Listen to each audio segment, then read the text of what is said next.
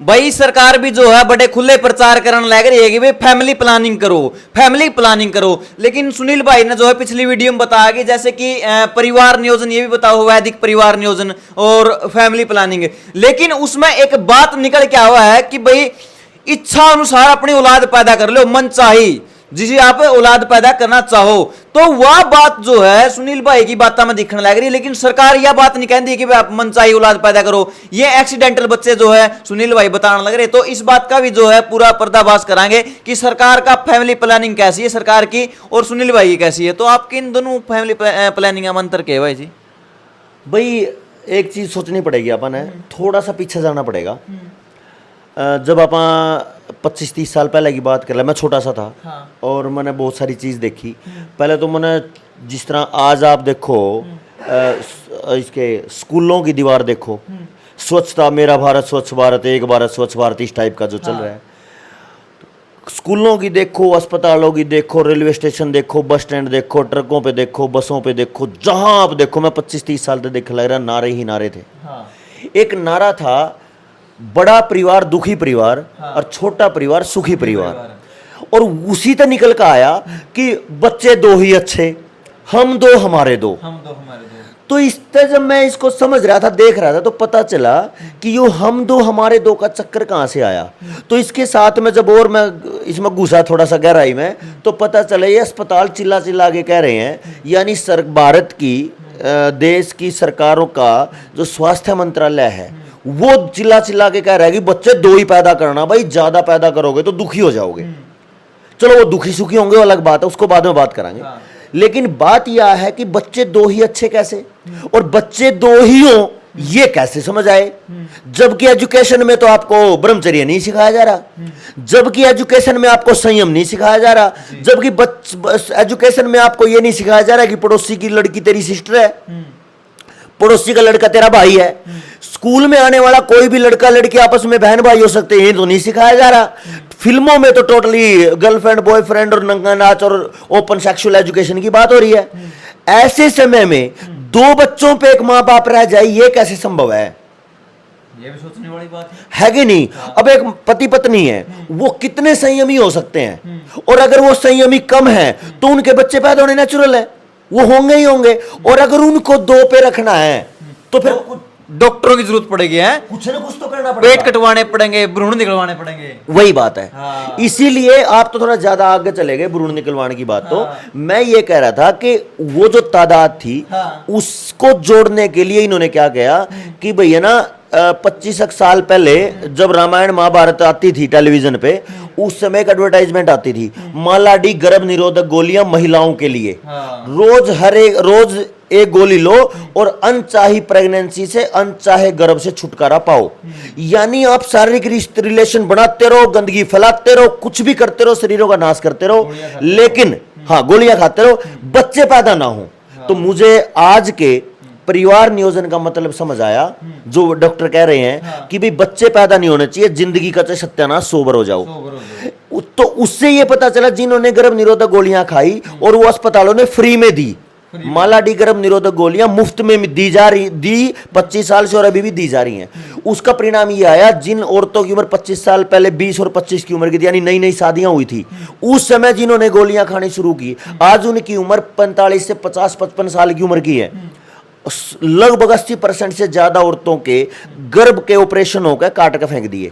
कारण क्या है? उनको रसोड़ी बन गई, उनको गांठ बन गई, उनको यूट्रस का कैंसर बन गया, उनको यौन रोग हो गए और ब्लीडिंग नहीं रुकी, ओवरवेट हो गया, लोअर पता नहीं क्या क्या हो गया। हाँ। तो समस्या कहां आई कि आज के परिवार, आपने पूछा कि आज के परिवार नियोजन में मेरे परिवार नियोजन में क्या अंतर है।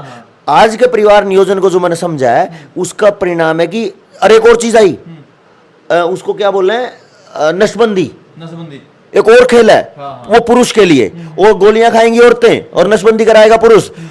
अब ये काम केवल एक ही पर्पज के लिए था कि भाई आप रिलेशन बनाओ, एक साथ बनाओ, 50 के साथ बनाओ, गंदगी खिंडाओ, समाज में गंदगी बिखराओ, कोई दिक्कत नहीं, बच्चे पैदा नहीं होने चाहिए। यानी कि आज की फैमिली प्लानिंग ने आपने न्यू कैस कहा कि सरकार के हिसाब से फैमिली प्लानिंग करो और अस्पतालों से और फार्मा कंपनी से जुड़ जाओ सदा के लिए। और अपनी जिंदगी का सत्यानाश कर अपने बच्चों की जिंदगी की तबाही लिख दो। तबाही लिख दो। ये बालका ने भी सारी उम्र जो है अस्पताल के चक्कर कटवाए जाओ, अल्ट्रासाउंड के चक्कर कटवाए जाओ और गोली खाए जाओ और नपुंसक बाज हो जाओ। अब जिन औरतों के ऑपरेशन हो गए, जिन औरतों के यूट्रस काट के फेंक दिए, वो तो बांझ है। अगर ये काम किसी ने शुरुआत में ज्यादा गोली खा ली तो उसके तो 30 की उम्र में काम खराब हो जाएगा। तो ये जो फैमिली प्लानिंग की बात हो रही है, ये फैमिली प्लानिंग की बात पूरी तरह बच्चे कम पैदा करना और शारीरिक कमजोरी और जो अवैध संबंधों की तरफ ज्यादा जाना और बीमारियों की लपेट में ज्यादा आने का प्लान है आज का फैमिली प्लानिंग। मैं जिस फैमिली प्लानिंग की बात कर रहा हूं उसमें सबसे पहला नियम है, मेरी फैमिली प्लानिंग का सबसे पहला नियम ब्रह्मचर्य है। अगर आपने बच्चे कम पैदा करने हैं या बच्चा पैदा करना है, दोनों ही कंडीशन में, अगर आपने बच्चा पैदा करना है तो ऐसा पैदा करो जैसा जीजाबाई ने करा था।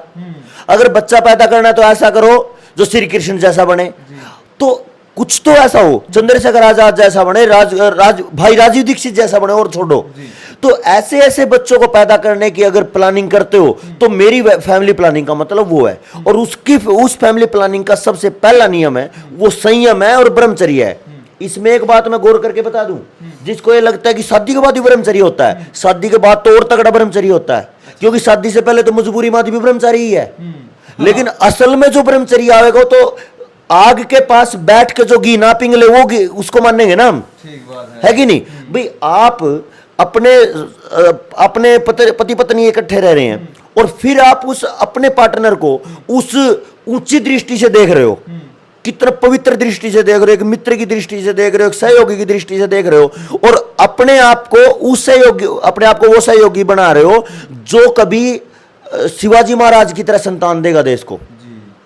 इसीलिए हमारे बुजुर्गों ने कहा वीर भोग्य वसुंधरा। माँ बाप मजबूत होंगे, माँ बाप संस्कारी होंगे, माँ बाप चरित्रवान होंगे, माँ बाप ऊंचे स्तर के बुद्धिमान होंगे, तो वही वीर पैदा कर सकते हैं। कमजोर माँ बाप कभी भी वीर पैदा नहीं करेगा, वो नपुंसक पैदा करेगा, वो कमजोर पैदा करेगा, वो कायर पैदा करेगा, चोर पैदा करेगा, राक्षस पैदा करेगा, यानी उल्टी बुद्धि का पैदा होगा। लेकिन अगर आपने उच्च स्तर की बुद्धि पैदा करनी है और एक महान विद्वान, महान व्यक्ति पैदा करना है, तो आपको ब्रह्मचर्य की शुरुआत से काम करना पड़ेगा। और ब्रह्मचर्य, इस पे लंबी चर्चा है, फिर आप बोलोगे भाई इसमें सारा बता दे, ये मेरे तो गणा मोटा चिट्ठा पड़ा, ये मैं के बता दूं। बात ये है कि भाई आपने जो ये कह दिया कि सुनील भाई बाबे वाली बात कह दो, भाई बाबे वाली बात बेसो को मेरी खातर के है, जो बाबा विज्ञान की बात कर दो वो मेरी खातर सही है, और जो अवैज्ञानिक बात कर दो, चट्टाई वाला बाबू पैंट कोट पहरा इसका प्रोफेसर हो यूनिवर्सिटी का, मेरी खातर वो किसी काम का नहीं, बेवकूफ है। सुनील भाई मैं बताऊं, आखिरी बात यह है कि जनता गलत जो है विश्वासघात नहीं होना चाहिए, जो कि पीछे करके कई जोड़ा छाप आए, बुकाया इसी कुर्सियां बैठे थे जनता से सुधरी डाल बुकाया, अपना करोड़ों अरबों खरबों बिजनेस खड़ा करके ना रुए गए परले पार उतर के, वो काम नहीं होना चाहिए। मैं ज्यादा कड़वे सवाल पूछूं, ज्यादा मैं कटाक्ष करूं, ताकि कल ना उनके लिए फरेब ना हो जाए देखनी है। मैं तो चाहूं अब भाई तू मतलब मेरे पे अगर कोई पत्थर फेंका है, एक किसी विद्वान ने कहा था, सही आदमी पे अगर कोई पत्थर फेंका है तो सही आदमी का काम है उस स्टोन ने यानी पत्थर ने माइलस्टोन बदल दो, यानी पत्थर को मील का पत्थर बना दो, ताकि जिस जगह गट गया नहीं वो उसी रास्ते पर आने वाले करोड़ों लोगों को रास्ता दिखा देगा, भाई उड़ता हुआ मंजिल इतनी दूर है, मेरे पे पत्थर मार। अगर मेरे दो मील का पत्थर बनाने की हिम्मत होगी तो मील का पत्थर बना लूंगा, और नहीं 2 पत्थर लायक कम अगर बैठ जो नहीं टूट लूंगा, होगी बात के लिए। हाँ। तो और भी काफी सवाल है, लेकिन इसमें एक मुख्य बात क्यों है, आज के टाइम पे मन बेरा है, आप बताने नहीं लग रहे, शर्मांदे, कई कमेंट भी नहीं कर दोगे, परेशान है, गृहस्थ में भी लोग परेशान है, आजकल तलाक भी हो है, घर टूटे है, लड़ाई हो है, झगड़े हो हैं, लाखों कारण, सैकड़ों कारण ऐसे हो जिसमें कि परिवार जो दुखी है, और जो कई लोग जो है जिनके रिश्ते तय हो चुके, शादी होने वाली है, वह कोशिश कर रहे हैं कि इस प्रकार की नॉलेज हमें हो, तो वो कैसे ले सकते हैं, इसकी पूरी प्रक्रिया जो हम डिसाइड करेंगे वो कैसे, मतलब आप कैसे दे पाओगे उन, मतलब जो मोटिवेशनल पॉइंट है भाई, हम उस चीज की मोटी मोटी दिशा समझ लें, देखो वो तो वीडियो तो ही समझ आ जाएगा, लेकिन जो निजी मामले हैं आप वीडियो पे कमेंट में लिख सकते, आपकी परेशानी आप बता नहीं सकते, तो आपको फिर तो सीधी बात करनी पड़ेगी, तो वो एक अलग मामला है। तो ये एक प्रॉपर काउंसलिंग होगी, और उस काउंसलिंग में जो है आमने सामने बैठकर जो भी होंगे परिवार, उनके साथ जो भी डिस्कशन होगी उसको जो है गोपनीय रखा जाएगा, वो डिटेल जो है कहीं बाहर शेयर नहीं होगी। परेशान है तो तो इसका जो है अगली वीडियो में जो है संपर्क सूत्र आपको जो है पूरा बता दिया जाएगा, किस तरीके से जो है पहुंच करनी है, किस प्रकार आपकी काउंसलिंग होगी, कहां आपको आना है, किस प्रकार आपको आना है, सारी की सारी बातें जो है क्लियर करते हुए चलेंगे। जो बात आपने इन 2 वीडियो में सुनी वो तो एक सुई की नोक बराबर भी नहीं है। आने वाले समय में जो है इस कॉन्सेप्ट पे जो है ये 2 पार्ट हो चुके हैं। भाई 2 वीडियो में जो आदमी मेरे तक बाबा कह रहा है वो 2 वीडियो में इतना समझ गया कि मेरे तो रेजोमेट्री है लोग सुई की नोक बराबर है। ये तो दिखने लग रहा है जिद ये लोग बात है परिवार के ब्याह तक ही नहीं पहुंची। ये लोग तो ब्याह तो पाछे सारी की सारी बात है। ब्याह तो पीछे की सारी बात ठीक लगी है। हाँ ये तो ठीक लगी है। तो ठीक लगी है फिर तो ठीक है, फिर तुझसे कुछ भी कह ले। अगर डाउट होगा तो फिर पूछूंगा।